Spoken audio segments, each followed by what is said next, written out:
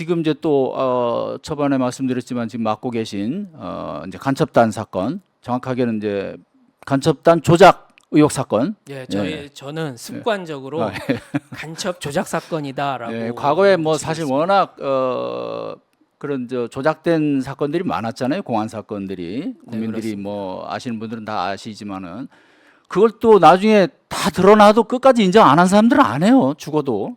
네, 그렇습니다. 예, 죽어도 인정 안 하더라고 또. 지금 아니 지금 저 비근한 예로 그 서울시 공무원 그 간첩단 사건 네, 네. 그게 이명박 정부 때 있었잖아요. 그래서 박근혜 정부 때 뭐 이제 재판 또 확정이 되고 뭐 했는데 그 명백하게 국정원에서 그건 조작한 거로 드러났잖아요. 그렇습니다. 검찰도 거의 가담을 했고. 그렇습니다. 근데 거기에 책임이 있는 그 검사가 지금 이 정권에서 네, 네. 상당히 중요한 직위를 갖고 있죠. 그렇습니다. 이런 걸 예. 보면 이 사람들은 법적으로 드러나도 인정 그냥 안 하는구나 인정을. 그죠? 네. 만약 그걸 인정을 한다면 그런 중요한 자리에 그런 사람은 가시면 안 되죠. 안 되잖아요. 예, 예, 예. 본인도 알아서 가면 안 되고. 네, 네. 자, 임명권자도 그런 사람을 갖다 앉히면 안 되죠. 네. 그 사람의 능력을 떠나서 네. 아무리 능력이 아깝더라도 조작 사건에 관련이 되는 분이잖아요. 그것도 네. 간첩단 예. 조작 사건, 간첩 예. 조작. 사건. 지금 제주 간첩 사건은 왜 조작 의혹이 제기가 되는 겁니까? 일단 네. 국정원에서 문제 삼는 이 제주 간첩단 조작 사건에 문제 삼는 행동의 시점에 대해서 시점을 주목할 필요가 있습니다. 그 시점이 2021년, 2022년 이때가 아닙니다. 2017년입니다. 2017년도부터 뭐 이러한 위험한 행동을 해왔다라고 국정원에서 주장을 하고 있는데요. 그 위험한 행동이라는 게 뭐죠? 조금 우리 잘 모르는 시청자분들 위해서 조금 간단하게 설명을 해주세요. 뭐 지금 그 피고인들이 네. 기본적인 입장이 진술 거부권 행사입니다. 진술 거부권 행사이기 때문에 제가 자세한 말씀을 드릴 수 없지만 예. 일종의 어떤 국가 정책에 대한 비판 활동을 하지 않았겠습니까? 그분들은 이제 제주도에서 그런 진보적인 활동을 많이 해오셨었던 분들입니다. 그런 이분들의 그 진보적인 활동이 전부 북한의 지령을 받아서 한 것이다라고 하고 있는 것입니다. 심지어 윤석열 정권에 대한 비판적인 입장, 뭐 이태원 참사를 이제 추모하는 그런 행사, 또 그런 행사에서의 어떤 비판적인 발언, 이런 것들이 북한의 지령을 받아서 한 것이다라고 지금 하고 있는 것입니다. 저희로서는 도저히 납득할 수가 없죠. 2017년에 있었던 일을 2023년에 새롭게 안 것도 아닙니다. 국정원의 주장대로라든가 국정원이 제시한 자기네들이 이 피고인들이 이러이러한 국가보안법 위반죄를 범했다라고 하면서 제시한 증거들을 보면 2017년부터 국정원은 다 알고 있었다라는 겁니다. 다 알고 있었는데 이것을 2022년에서야 터트린 거죠. 2022년에서야 터트렸는데 지금 이 세 분 그리고 이제 제가 또 하나 맡고 있는 사건은 이른바 언론에는 그리고 대중들에게는 민주노총 간첩단 조작 사건으로 알려져 있습니다. 지금 그것은 수원지방법원에서 하고 있는데요. 이것도 마찬가지입니다. 이 사건도 2017년에 이렇게 문제되는 행위가 있었다라고 국정원이 주장하고 있는 것입니다. 그러면서 이 수원지방법원에서 재판받고 있는 네 분이라든가 제주지방법원에서 재판받고 있는 이 세 분이 2017년도부터 대한민국에 매우 위험한 영향을 끼칠 수 있는 행동을 해왔다라고 주장하고 있는 것입니다. 그렇다면 과연 2017년도에는 왜 이분들을 체포를 안 하고 그동안 가만히 있었냐? 저희가 제기하는 문제는 그겁니다. 그토록 이분들이 대한민국에 엄청나게 위험한 행동을 해왔었더라면 2017년에 체포를 해왔었어야죠. 체포하고 더 이상 대한민국에 위험한 행동을 할 수 없게끔 거기서 멈추게 했었어야지요. 가만히 보고 있다가 2022년에 들어서서야 지금 이걸 문제 삼고 있는 것입니다. 저희가 생각하고 있는 부분이 있습니다. 제주도 사건은 2022년 11월 그리고 수원지방법원 사건은 2023년 1월 달에 압수수색이 벌어졌습니다. 그런데 2022년 11월이나 2023년 1월은 윤석열 정권으로서는 상당히 어려운 시절이었습니다. 지지율이 급락해가지고 30%대 지지율로 떨어지는 상황이었습니다. 윤석열 정권으로서는 뭐 다급했을 것입니다. 그런데 그때 여러분들께서 기억하실런지 모르겠지만 화물연대에서 총파업을 합니다. 22년 12월 말이죠. 화물연대에서 총파업을 했는데 화물연대 때리기에 나섰죠. 그로 인해서 지지율이 뭐 10% 정도 뛰었습니다. 그 재미를 본 것이죠. 그러니까 한편으로는 이것도 하고 한편으로는 화물연대 때리기도 하고 그럼으로써 지지율에서 재미를 본 거죠. 그러다 보니까 이 사건도 터뜨렸을 테고 그 다음에 이제 국정원도 나름의 이해관계가 있었습니다. 국정원은 23년 12월 31일부로 대공수사권이 이제 없어집니다. 법에 그렇게 명시되어 있습니다. 대통령이 뭐 시행령 정치를 하시지만 시행령을 뜯어 고친다고 해서 대공수사권이 유지될 수 있는 상황이 아닙니다. 국정원으로서는 다급하죠. 이제 대공수사권이 없어지고 윤석열 정권으로서는 그 당시에 지지율이 급락하고 있었고 둘의 이해관계가 맞은 거죠. 국정원은 대통령실의 심기를 잘 관리해서 본인들의 존재 가치를 입증하고 싶었을 거고 윤석열 정권은 또 나름대로 국정원의 대공수사권이 필요했을 것입니다. 둘의 이해가 맞아떨어졌기 때문에 2017년부터 있었던 일을 가만히 구경만 하다가 2022년, 2023년도에 터트린 것이라고 저희는 판단하고 있습니다. 국정원 쪽에서는 뭐 혹시 그러면 어떤 거기에 대해서 반대 논리로 그 우리가 일부러 뭐 그렇게 감춘 것이 아니고 계속 더 뭐 물증을 더 확실하게 또는 뭐 그 세력을 더 크게 일망타진하기 위해서 그 동안에 쭉 계속 지속적인 장기 수사를 해온 거다. 뭐 이런 식의 논리를 대지는 않나요? 뭐 아직까지는 명시적으로 그런 말은 하고 있지는 않습니다. 그런데 앞으로 그런 말을 할 걸로 저희는 보고 있습니다. 글쎄요, 그럴 것 같네요. 예, 과거에도 예. 그랬던 것 같은데. 예, 그렇습니다. 자, 말씀하시죠. 그런데 예. 그 저희가 지금 제가 변호하고 있는 분 중에 어떤 분은 실제로 아무 활동도 안 한 분도 계십니다. 아무 활동도 안 한 분도 계시는데도 불구하고 지금 2017년도부터 가만히 뭐 이분을 지켜왔다 라는 식의 주장은 이제 먹히지 않을 것으로 보고 있습니다. 그래서 하여튼 저희 변호인단이 최선을 다해서 이분들의 억울한 사연을 억울한 사정을 풀어드리려고 최선을 다하겠습니다. 자, 뭐 어쨌든 그 뭐 이제 수사 배경이나 이걸 떠나서 결국에서 이제 뭐 기소가 되고 재판에 넘어간다면 중요한 건 결국 이제 증거 싸움일 텐데. 네네. 그 뭐 증거 부분은 뭐 또 이제 변호인 전략으로서 지금 또 얘기할 그런 또 지금 단계가 아닐 수도 있겠죠 지금. 예, 뭐 그것은 지금 또 앞으로 또 다퉈야 되는 부분이 있고. 곤란한 면이 있습니다. 그리고 지금 국민 참여 재판을 신청을 했다 그랬나요? 예, 그렇습니다. 그 국민 참여 재판을 신청을 했습니다. 지금 제주도 사건의 경우에는 그 담당 재판부에서 국민 참여 재판 배제 결정을 했고요. 그 배제 결정에 대해서 저희가 불복을 했습니다. 그래서 불복 절차에 돌입을 했습니다. 그런데 저희가 굉장히 유감스러운 점이 있는데요.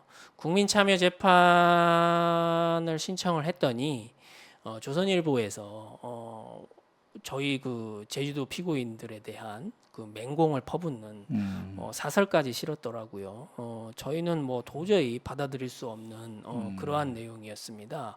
마치 재판을 지연시키려고 국민 참여 재판을 원하지도 않는데 뭐 재판 지역 전략의 일환으로서 국민 참여 재판을 신청을 했다.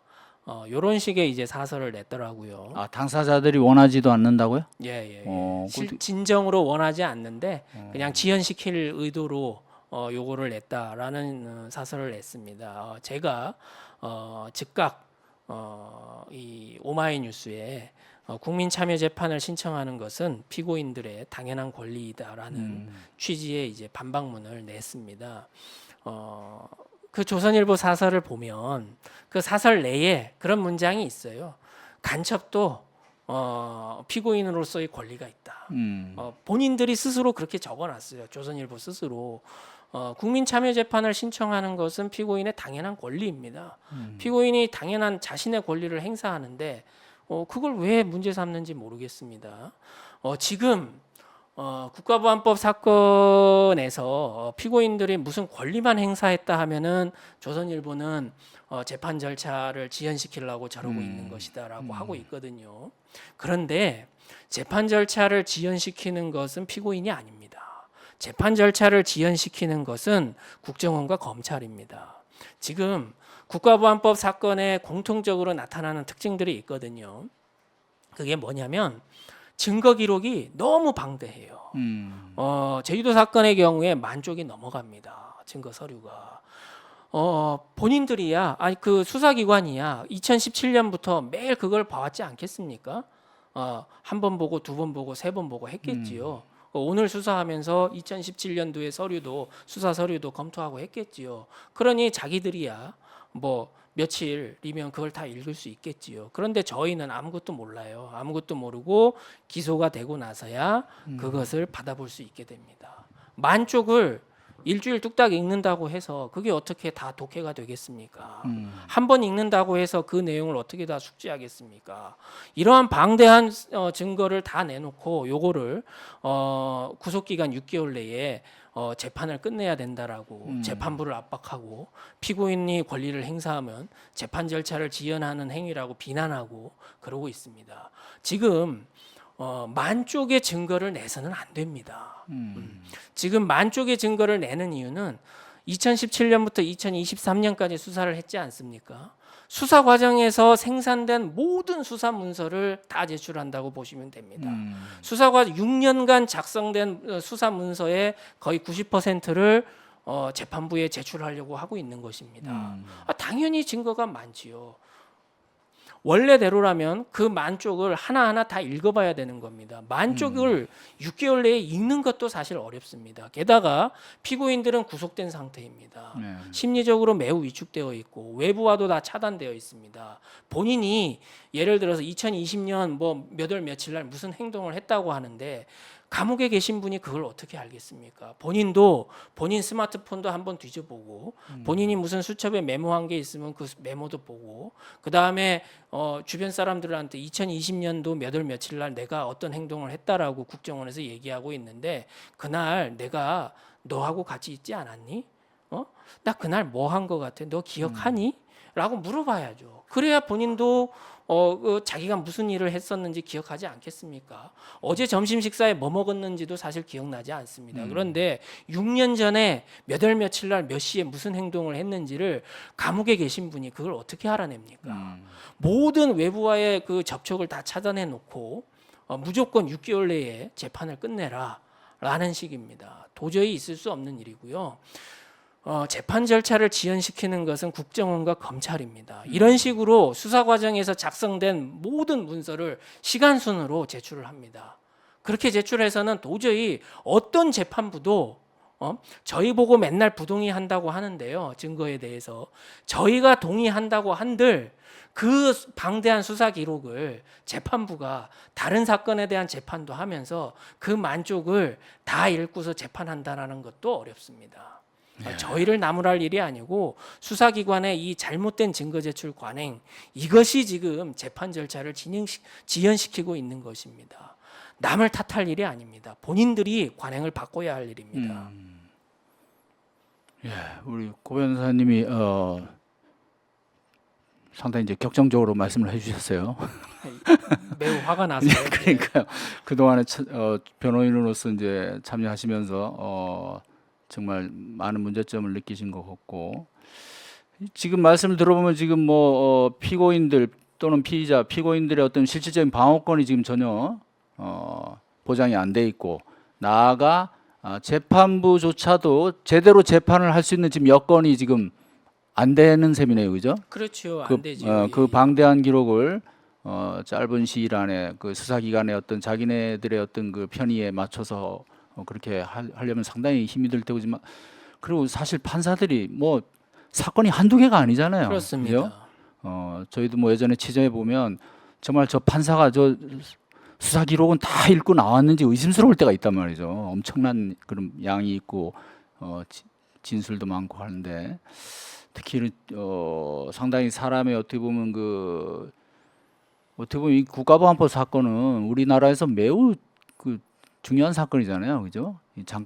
그 조금만 흠집이 나도 그 사람의 어떤 그 평생 어떤 타격을 줄 수 있고 어떻게 보면 또 가문의 한 집안의 어떤 그런 정말 큰 피해를 초래할 수 있는 이런 사건이기도 한데 자 이런 사건들이 민주주의 국가답게 실질적으로 그러니까 그런 사건을 수사하지 말라는 게 아니잖아요, 그죠? 그렇습니다. 이런 것들을 꼭 보면 일부 그 지금도 얘기했지만 그런 그 좀 잘못된 언론들은 보면 꼭 그 한쪽만 이렇게 해서 트집을 잡는데 수사를 하지 말라는 것도 아니고 민주주의 국가의 어떤 그런 법치주의에 맞게 실질적으로 피의자의 방어권을 보장을 하면서 그죠?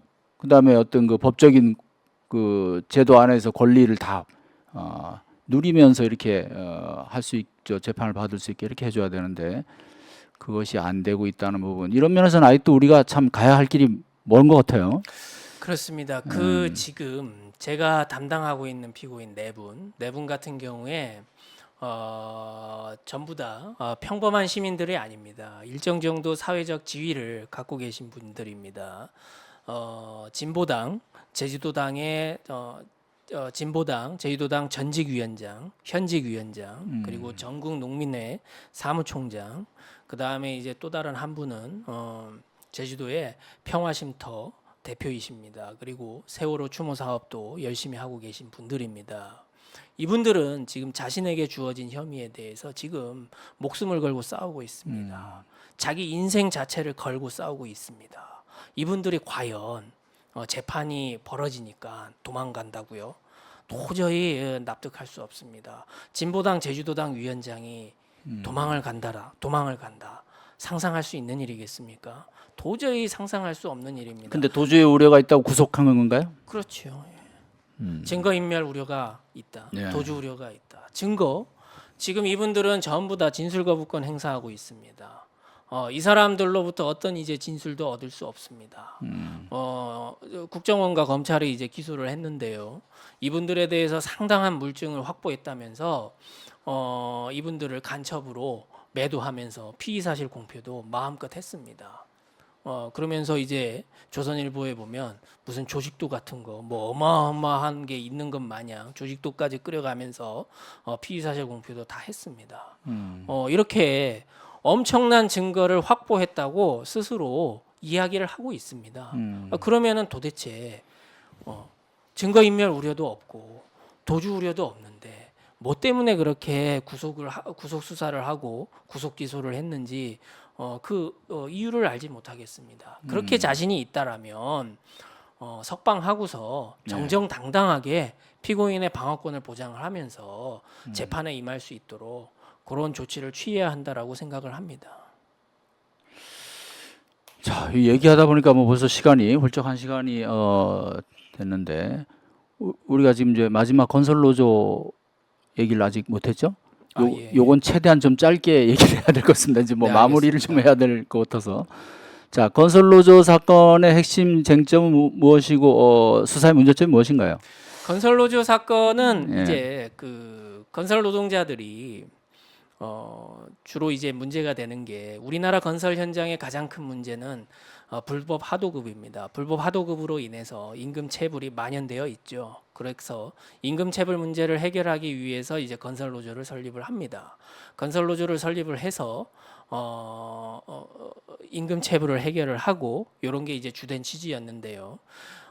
지금 혐의 내용은 이분들이 건설 노조 활동을 하면서 건설 현장에서 채용 부탁을 했습니다. 채용 부탁을 했고 채용 부탁을 하는 와중에 무조건 채용을 해달라라고 한 게 아닙니다. 우리가 이러이러한 숙련된 기술자들을 보유하고 있으니까 우리랑 같이 일하는 게 어떻겠습니까? 라는 일종의 이제 제안을 한 거죠. 제안을 했고 거기에서 이제 건설 현장, 건설 업체에서 이분들을 이제 고용을 했습니다. 그러니까 이게 채용 강요로 이제 둔갑이 됩니다. 아, 노조는 그러니까 제안을 한 거고. 제안을 한 거는 예, 맞습니다. 예. 이제 제안을 받아들여서 채용이 됐는데 이게 이제 이게 강요다. 채용 강요가 되고요. 실제로는 다 고용을 해서 지금 일을 해놓고서 그렇습니다. 이제 와서 강요였다. 예, 그러고 있습니다. 경찰이 그다음에- 수사를 하니까. 예. 그 다음에 단체 협약을 맺었는데요. 이 단체 협약도 강요에 의해서 체결된 것이다라고 얘기를 합니다.